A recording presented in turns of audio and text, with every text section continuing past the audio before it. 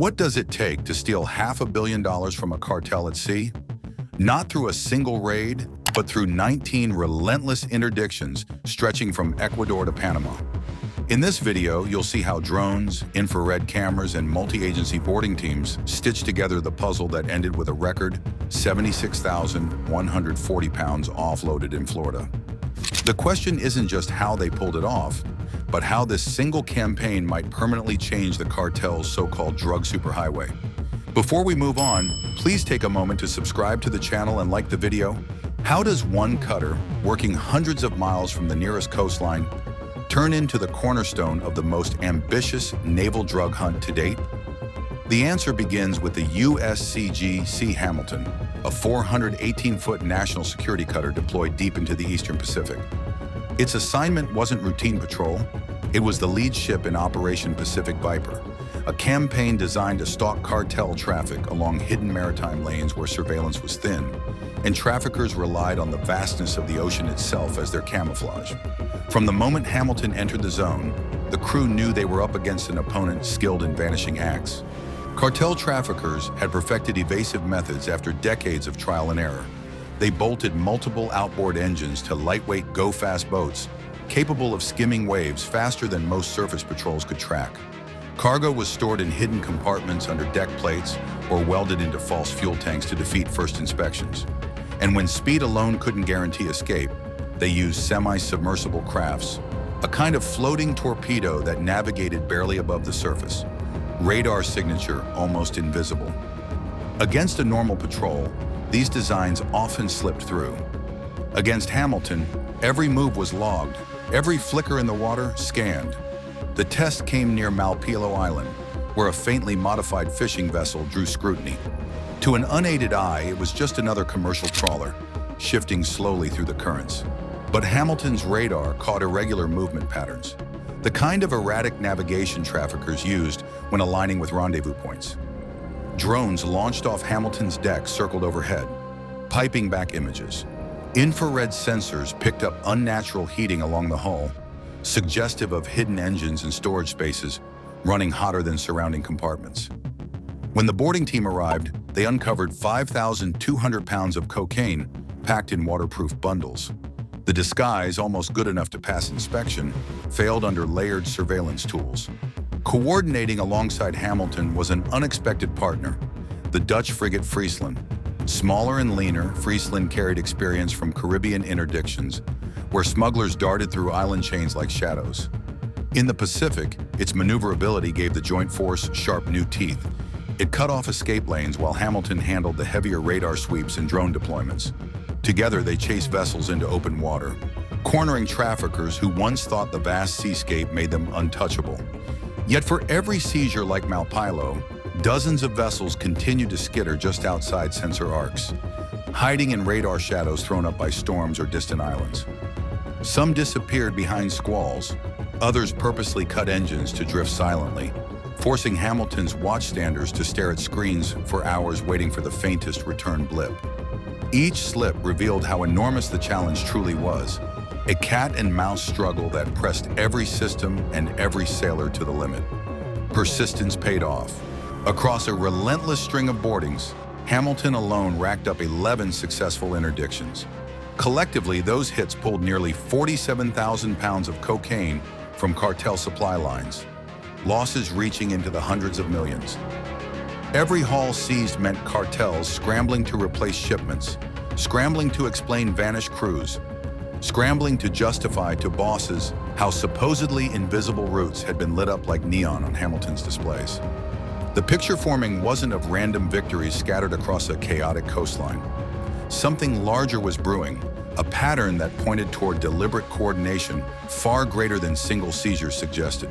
Which raises the question, how did disparate busts, some thousands of miles apart, come together into one gigantic haul unloaded in Florida?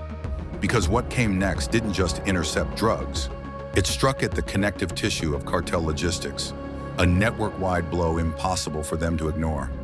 How do scattered seizures from boats near Ecuador and Panama eventually combine into a single reveal worth $500 million on U.S. soil? The answer lies thousands of miles away, inside a fortified command center in Key West, Florida. Known as Joint Interagency Task Force South, or JIATF South, it operates as the nerve hub of America's counter-drug campaign. Inside, massive projection screens roll live feeds from satellites, maritime patrol aircraft, and naval sensors.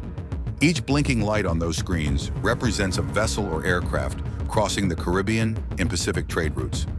Operators stitch together intelligence from allies, customs databases, and covert informants. By fusing all of it into a constantly updating map, they give cutters and warships clear marching orders: who to chase, when to strike, and where to intercept. This fusion center creates a stark contrast. On one side, the Pacific and Caribbean shipping lanes stretch across thousands of miles, a liquid highway so massive it seems impossible to police. On the other, interdiction teams move almost surgically, chasing signals that JITF feeds to them in real time. When suspicious vessels adjust speed or veer into unusual corridors, analysts flag them immediately. A command that begins in Key West can redirect a cutter hundreds of miles away with pinpoint precision. Crews at sea never see the vast digital web behind their assignments, but each pursuit begins on those Florida screens. Take August 1st near Ecuador. Intelligence streams had spotted a pattern of cargo runs linked to a syndicate using false trawlers. Guided by satellite imaging and a reconnaissance aircraft sweep, Hamilton's team closed in fast enough to haul in 3,900 pounds of cocaine before the smugglers could scatter their load overboard. Less than 2 weeks later, on August 12th, another operation unfolded west of Panama. Sensors tipped off the presence of a modified go-fast boat packed with hidden compartments. By the time the boarding was complete, another 6,300 pounds of cocaine were stacked for evidence. 2 isolated hits, separated by more than 1,000 miles of open water, looked like routine takedowns. In reality, they were threads in a net gradually tightening. Adding to this reach were Navy warships not usually tasked for drug operations.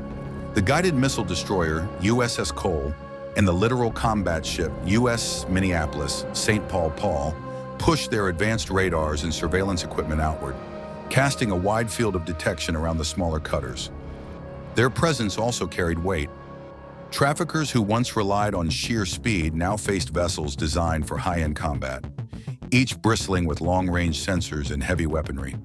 When Cole or Minneapolis St. Paul flagged contacts, no trafficker guessed they were ghosts. Those contacts always ended in a boarding team waiting. Each successful seizure came with more than bricks of contraband. Crew members were sent back in chains. 22 faced active charges and 34 were ultimately taken into custody. Every arrest added intelligence, from cell phones recovered to coded shipping schedules etched on scraps of paper. This kept JIATF expanding its net outward in a cycle, each bust feeding the next with new coordinates and fresh insight into cartel logistics. What stung cartels hardest was the economic fallout. Over $470 million in drug profits evaporated the moment shipments were stacked on U.S. piers. The immediate blow was grim enough, but replacement estimates climbed even higher. More than $400 million in fresh cocaine would need to be sourced, processed, and exported again under riskier conditions just to cover what was lost. In a business built on reliability, watching entire consignments swallowed at sea destabilized trust, relationships, and financial pipelines across the network. Operation Pacific Viper showed the ocean itself can act as the front line in dismantling cartel logistics. This wasn't a single seizure. It was a template proving vast waters can be controlled through sensors, coordination, and persistence. If $500 million can disappear before shipments touch land, traffickers may be forced onto riskier air routes or across remote coastlines where exposure multiplies. The real question is how long Allied navies can keep this intensity without stretching thin. For now, the largest offload in U.S. history feels less like an ending and more like the beginning of maritime defense reshaped.